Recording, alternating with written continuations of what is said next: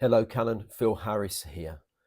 It's been 2 days since Sir Keir Starmer made his ill-fated communist speech where he told the concerned citizens of the United Kingdom that they were far right.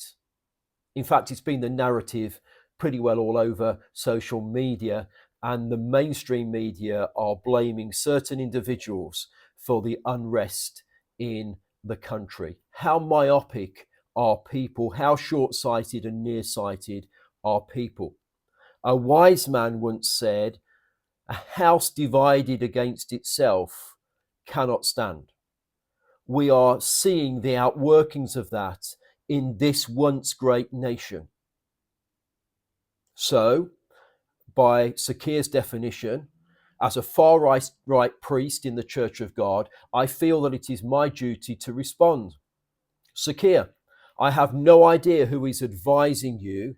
You received a mandate on the back of the lowest electoral turnout for decades and probably the second lowest turnout for a general election in UK history. You gained a mere 11 million votes, which means that nearly 39 million people did not vote for you and are not interested in your policies. And yet you have the audacity and the propensity to insult the majority, the silent majority of our nation. Today there is an uprising across this once great nation as the political liberal elite have removed themselves and placed themselves above the people that they are supposed to serve. History tells us that this does not end well. History repeats itself. It has to, because nobody listens. In recent days, we have seen an army officer stabbed 12 times. We've seen riots in Leeds for 3 days where your government was incapable or unwilling to take action other than to return a vulnerable child to the family from whence the child was required to be removed for concerns over their well-being. 2 thugs violently assaulted 3 armed police officers in an airport, breaking the nose of a female officer, and they've not even been charged. Then riots in Rotherham for the same people who committed the assaults. 3 little girls were murdered. Let me say that again. 3 little girls were murdered at a holiday club. 10 were injured. And yet you allow the mainstream media to portray the mass murderer as a sweet choir boy. Sword fights and machete attacks occurred in Southend. 28 men were convicted of gang raping a British girl, receiving 400 years because of their crimes, and those crimes being so revolting and brutal that they can't even be published. 8 men charged with gang raping another British child. We then have the report of a woman who was beaten to death by 2 Somali immigrants whilst walking her dog. Knife murders and knife crime are out of control, and they are normally committed by a certain demographic.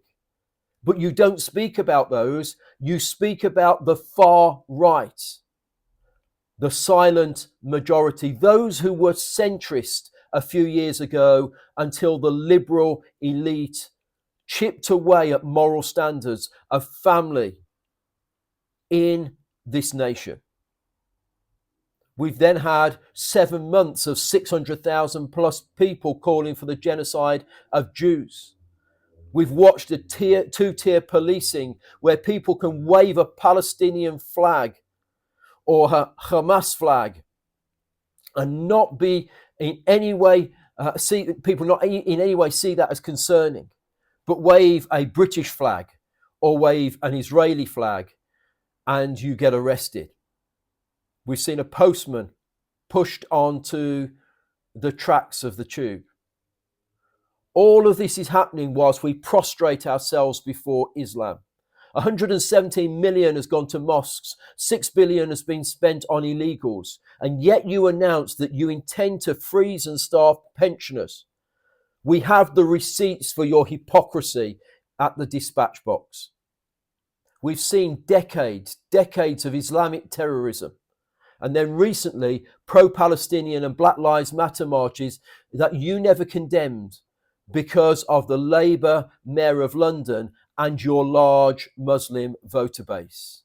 And let's not forget, Just Stop Oil. What is your response? You condemn the centrists of yesteryear who are protesting about children being murdered, who are protesting about children being murdered. The discrimination of the two-tier policing against the native British population, where you seek to ban far-right protests. In 1919, Britain was in revolt. That time it was the socialists, or dare I say the communists, that were revolting. The government of the day were terrified. Just over 100 years later, we're here again. The difference is that the sensible people, the real grown-ups who are now standing up for this nation and for liberty and for freedom and all that is good, you can call us what you want, but as we peacefully take a stand, the numbers will grow because we realize that a house divided cannot stand.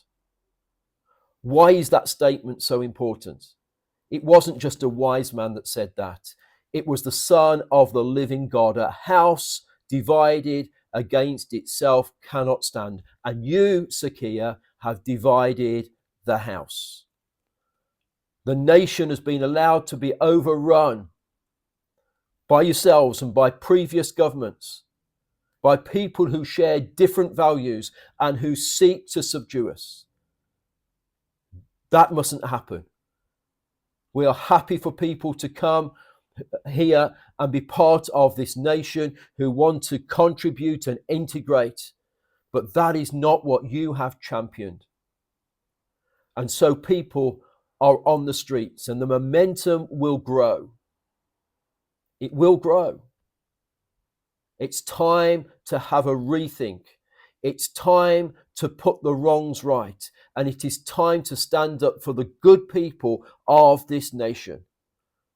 And can I say to the good people of this nation, where we do have to stand, where we do have to march, where we do have to quietly gather in cities and towns all over the nation to make our stand, can I say this?